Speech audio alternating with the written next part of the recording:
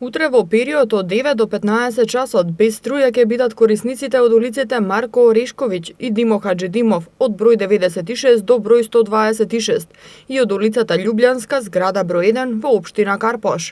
Од 8 до 16 часот утре без снабдување со струја ќе бидат корисниците од улицата Панче Неделковски, куќите со броеви 48, 50, 52, 54, 56, 58 и 60 и зградите со броеви 53, 57, 61, 62, 64, 66, 68, 70 и 72 и објектите околу црквата Свети Ѓорѓие во општина Чаир.